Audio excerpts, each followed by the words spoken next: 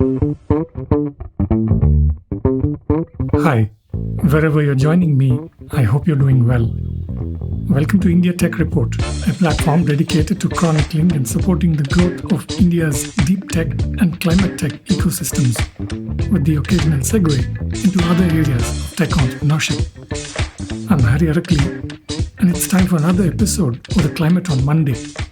And for today's episode, I thought I'd bring you a brief conversation with some of the key people at SusMafia about their upcoming SusCrunch 2025 event for anyone who's a stakeholder in India's efforts to hit net zero.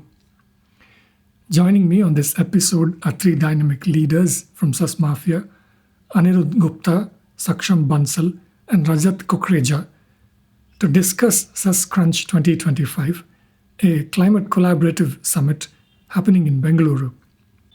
SusCrunch 2025 is organized by SusMafia, envisioned as more than just a conference.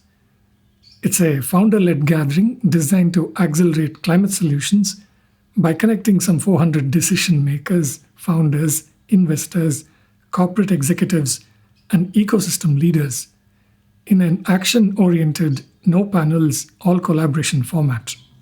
Hosted at the Bangalore Creative Circus on the 19th, the event promises a blend of hands-on sessions, giving-oriented networking, and the launch of the India Climate Opportunity Map, a resource spotlighting some 25 high-potential startup white spaces rooted in real market gaps and founder insights. So whether you're a climate entrepreneur, investor, or simply passionate about sustainable innovation, this episode offers a glimpse into the conversations and collaborations shaping the future of climate tech in India.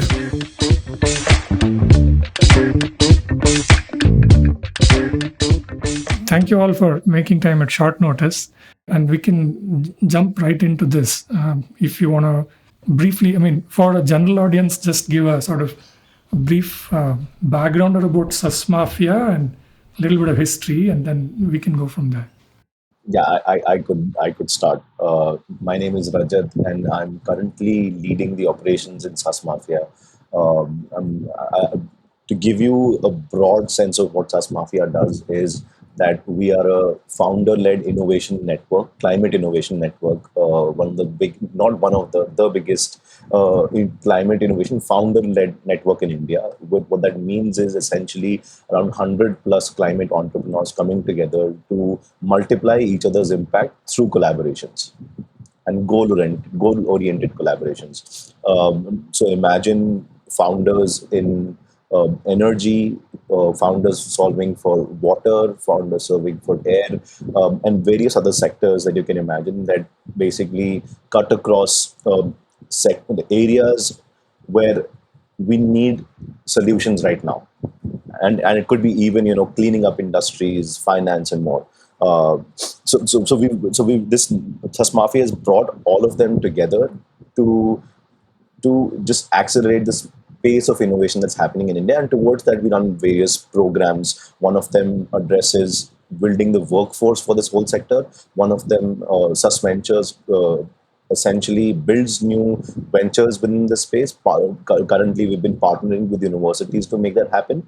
We're also now going to go out of university to invite entrepreneurs who want to build in this space. And then we have a program called Mafia's, which is senior entrepreneurs, people who showed some traction and some level of success. We run various activities to make sure that their impact actually keeps growing. Yeah. No, thanks, Hari. So, Saksham here. I've been with SAS Mafia for almost 2.5 years now. I have looked at every aspect of the community building and the ecosystem. Currently, I look at like fundraising and also taking care of SusCrunch, which is the biggest event that we're putting together for the entire climate entrepreneurship ecosystem to come under one roof.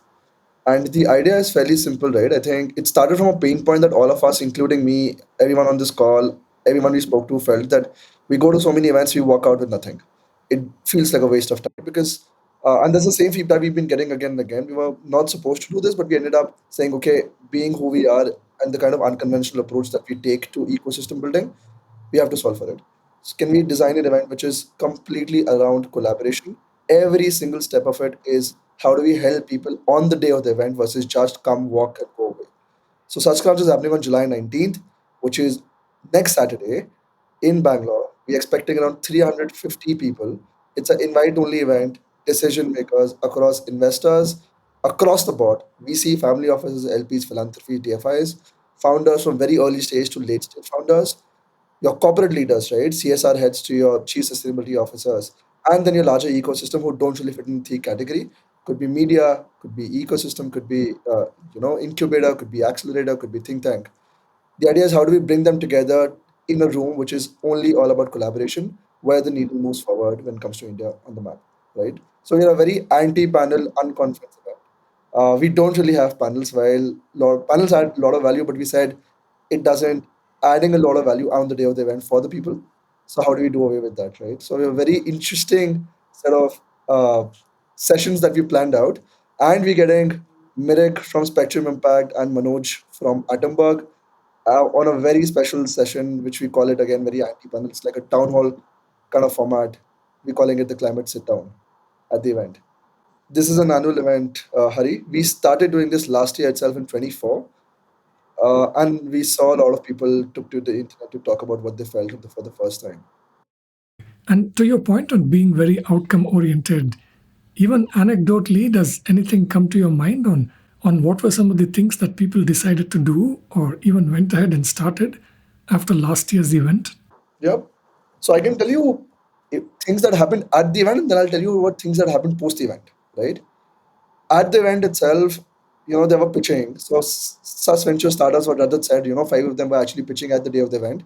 One of them gets the grant, which we provide along with the partners that we've been working with.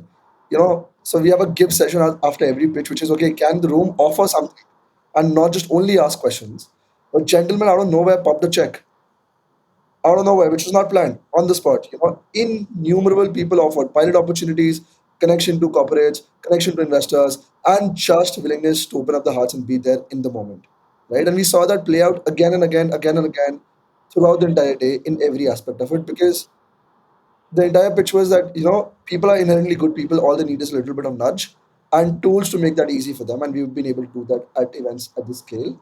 And then post event, right, we've seen even till this date, some of this data comes back to us like from different sources that hey, you know what, we actually met at SusCrunch and we ended up working together. We actually met at SusCrunch. I ended up being hired because of that. We ended up meeting at SusCrunch. We ended up being invested post that, right? So you've seen when you bring the right set of people, right decision makers in one room, in a setting, it changes how we look at each other and really moves things forward. And I'll add a point here. I think the SusVentures program that we mentioned right now, a lot of the attendees last year actually became mentors in that program and have been driving that program, working closely with students in IIT and BITS Pilani who are working on climate tech business ideas and actually launching these. So they get paired with some of these senior entrepreneurs. And a lot of this ownership of actually being part of that program and driving that comes from being part of that whole community on that day and then carrying that energy on across the year. One of the things that I think is also happening this year, which I think is a culmination of what happened last year, is that we're launching a unique report which is going to be called India's Climate Opportunity Report.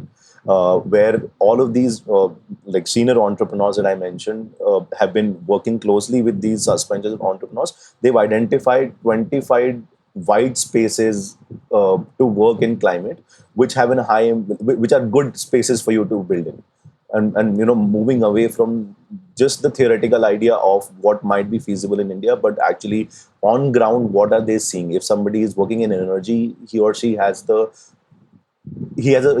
vantage point on, okay, I know that all of this needs to happen, but immediately I know that these three clients are currently looking for this kind of solution. So based on that, the community has come together to curate these ideas which we're going to also unveil this year, which I think is a culmination of the energy that comes together in events like this, where people feel a sense of ownership towards the collective goal. And Ari, It's not an event by only SAS Mafia. It's an event by the community to bring the entire community together to make it all about collaboration so that we also walk the talk, right? Because climate is not a zero sum game. Everyone has to do their part to make this work, right? So you would see for the first time we actually opened up the doors and allowed other organizations to come on board and do their own events starting today. We had a first side event in HSR in Agara where people went for walks, followed by sustainable foods. We have around like 9 to 10 different organizations hosting side events as a run up to SusCrunch from this entire week till Friday, which is 18th, right? And if you look at the number of sponsors we've gotten on board, all the sponsors from last year came again. The number of partners that we've gotten on board this year at the event, I think it just feels magical to make sure everyone plays their part. And it's an event by the community founders for the entire ecosystem, everyone coming together. I'm thinking that you may want to wait until the report is out before revealing any of these 25 different areas or gaps. I'm just wondering if there's a way in which we can bring our audience a sense of what kind of white spaces you've been able to identify. I think the report, as we speak, like the team is actually sitting on it right now. But you can imagine areas like water treatment to heat efficient clothing and apparel in India, and it cuts across various sectors. And this is just a starting point where there's no sector focus, but really the community that we had, them contributing their ideas. And there was there's been a volunteer who's an ex climate entrepreneur herself, who's been leading the effort for the community. The few ideas that I saw yesterday looked like what I just mentioned. Okay.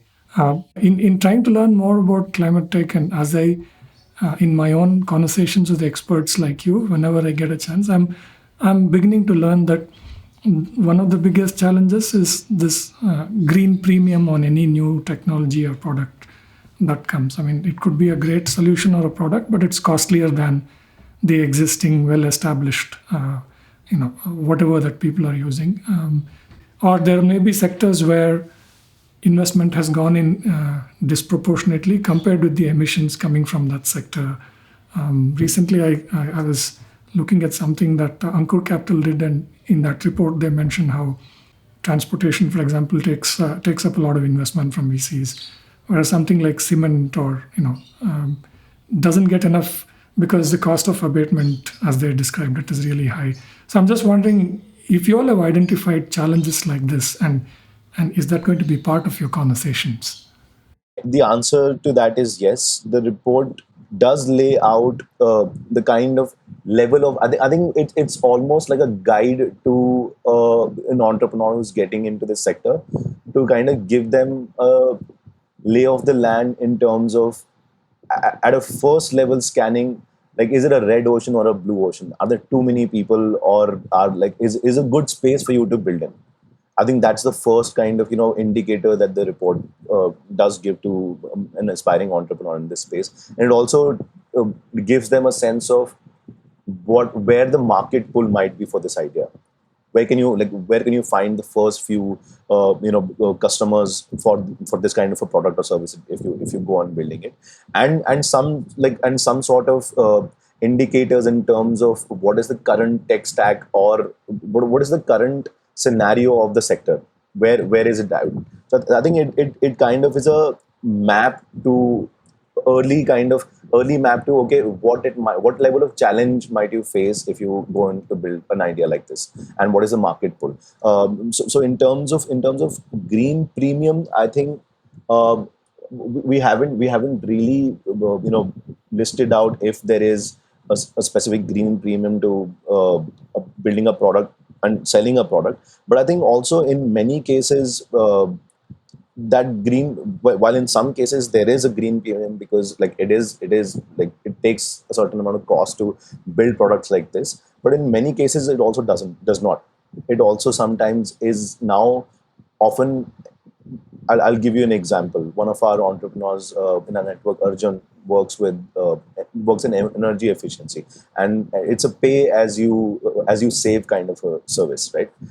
So industries, as they save, like, their energy bills, that's when they pay, and that's not really a green premium for them. That's actually a cost saving from them for them. And I think, like, a lot of, like, businesses are also understanding, especially in climate tech, like, especially if they're working with B2B, understanding that it's also operational risks for a lot of industries in India, and which is something that they're already looking to solve. I hear what you're saying in terms of green premium, but I think there is spectrum as well. There is, there's a lot of, like, demand from the industry also for solutions that this community is building. Okay, fair enough. Anything else you all want to highlight about the event? Or I would like to add just one part, which is so the organization itself, SusMafia, it's 5.5 years old. And I want to restate that it's a Section 8 not for profit foundation. And we've actually kept that identity from 2020 till now. And that is really cool because this truly is like a community, uh, built by founders for community benefit of founders.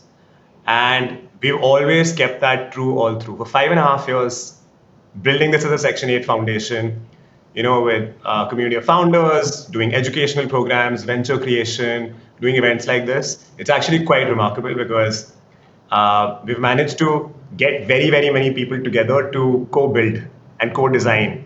Even events like SusCrunch are really like community effort. Like when Saksham was talking about not just the main event, but the number of side events that are happening. I think it shows how much raw energy and hunger there is for, climate action. And people are just looking for the right places to find other people like themselves who they can collaborate with. And there's a lot of pent up demand. Like I would say, there's a lot of pent up demand. We just need the right rooms and the right forums created for people to come together. So this week truly is a celebration of that. And Hari, if I were to add, right, on a on something which is very personal and very important for all of us, is to humanize the entire experience for people when they interact with each other, which generally doesn't happen, especially when you go to such events, right? You come, you walk, you exchange your business cards, you get away. We again try to take the entire flip the script and be like, can we connect on a human level first today? Can we loosen up? Can we be ourselves? Right. So that's why community celebrations is a very important theme of the event overall, right? Where we have implemented a few tools again that we've been experimenting that we've seen really works throughout the day to just nudge people to be themselves in the conversations, who they are. Because if they want to collaborate, they need to be human first, right? So even in the end, we have a massive community celebration thing that we're doing, which is again very unheard of. You will not see that anywhere across events on a large scale like this, right? And you've seen so much excitement for people come together, right? We've seen even the venue itself is a very remarkably chosen venue, particularly very excited for that. It's a fully converted sustainable living lab. It's a 20,000 square foot warehouse. Every single thing there is repurposed or reused, right? So you would see that it's a very unheard, unconventional venue, but it brings the magic of bringing people together in an intimate environment where they are just themselves. And to just finish what Saksham was saying, the DNA of the community is a very simple math equation. It's give more than you get. So the rule to determine anything is this person a giver or a taker? Is this activity giving more than taking? Right? As long as people are giving more, I know inevitably I'm going to get back a whole lot more. And there's no way to quantify, like, it's not a weighing scale, but like, just give back to the community, you'll get a lot of benefit. And we've kept that to be really, really true. So give more than you get. And people have been unconditional with the support. I think we feel really, really great to see that everyone's sort of coming together for this. all right. So on the point of joining the celebrations for folks who want to be part of it, since it's an invite only, how can people register? Was there a window? Is that over? Is there any information that I can include? We are touching our full capacity soon. Uh, I think only 30 seats remain right now as we speak. So people can look at our website, sign up there. It's approval based process. We'll go through it. We'll check. We might reach out to you guys. But I just want to flag we are literally only 30 seats right now. Otherwise, we won't be able to accommodate anyone else. That's it for today. You can find the link to SusMafia in the show notes wherever you get your podcasts. For in-depth conversations with entrepreneurs, investors, industry leaders, and other stakeholders building India's deep tech and climate tech ecosystems, please listen to my India Tech Report in Conversation podcast. To support my work, please subscribe to my free newsletter, India Tech Report, if you'd like to get all these in one place. I'm Hari Arakli. Thank you for listening.